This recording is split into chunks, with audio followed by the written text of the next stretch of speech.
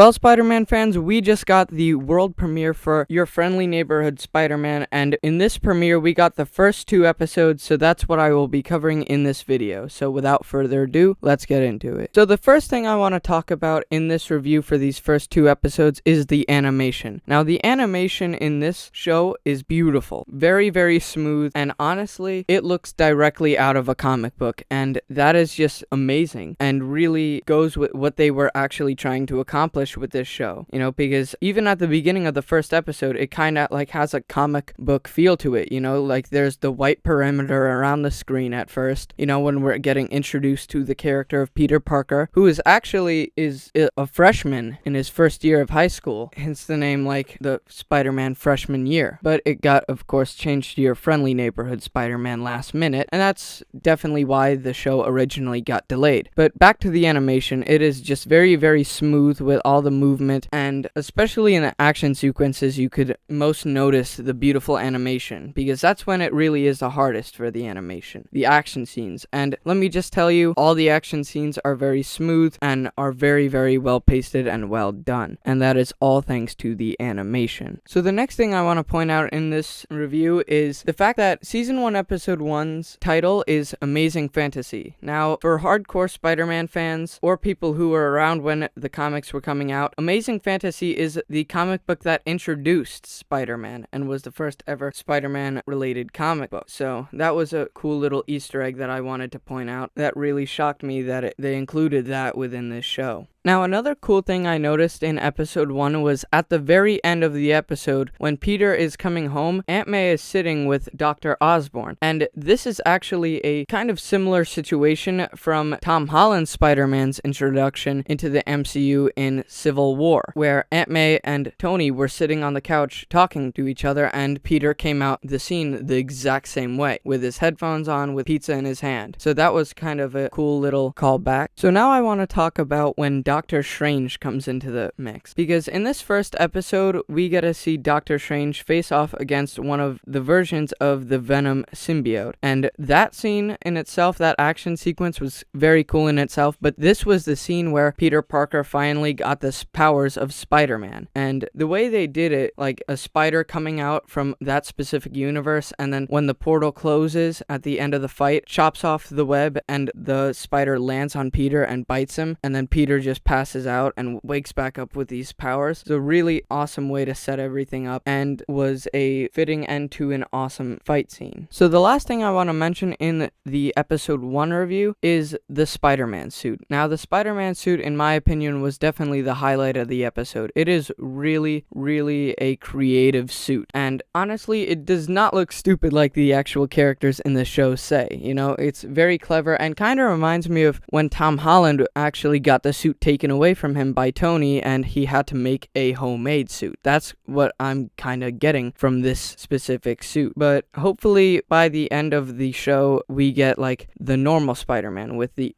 red and blue spandex with the web design on them. But for now, this suit is awesome and very, very creative. Now, the first thing I want to talk about that happened in episode 2 that I actually forgot to mention in episode 1 is the awesome title card sequence. That title card sequence is amazing in the art style and the music in the background while the art style is showing. It is just awesome, especially with the music. The music just is a perfect setup for the actual footage that is being played on screen. It is just a freaking amazing title card sequence, and probably one of my favorite title card sequences for any Marvel project. Now, the first thing that really stuck out to me the most in this second episode was the fight scene between the man with the fire shooters and Spider-Man himself. That fight scene was amazing, and honestly kind of funny considering the guy was literally burning down the wrong building, because he was supposed to burn down this block for this guy that hired him and is paying him like a big load of money, but he ends up burning down the wrong building. And his fight with Spider-Man is honestly really, really cool. So now I want to talk about a sequence in episode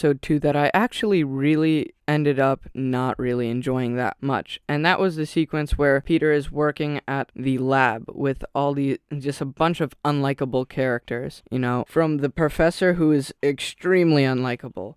He's very, very grumpy and is overall just not really a likable character whatsoever. And the students there, even though one of them is Shuri from Wakanda, their characters are just useless and honestly not at all enjoyable to the show or the story. But other than that, I really have no negatives, but yeah, that was just a negative that I had to get out of the way. Another cool thing that I noticed while watching episode 2 is there's a portrait with Captain America and Norman Osborn, and that was kind of cool. But yeah, it was a very small thing that I just noticed that I'm sure everybody who actually watched the show noticed as well. So it's not really an Easter egg or a reference, it's just something fun that I pointed out that I enjoyed. So the last cool thing that I want to point out in this review for episode 2 and 1 is at the end of episode 2, unexpectedly Norman Osborn finds out that Peter Parker is Spider-Man because Peter turned into Spider-Man, like he put on the suit in one of the hallways of the building, which was not a smart move by Peter, honestly. But yeah, on one of the cameras, Norman caught him and he's like, "Are you Spider-Man?" And that's how really the episode ends, and that is an awesome cliffhanger. So now I'm going to talk about my final thoughts. Now, these first 2 episodes are 100% a 10 out of 10. I see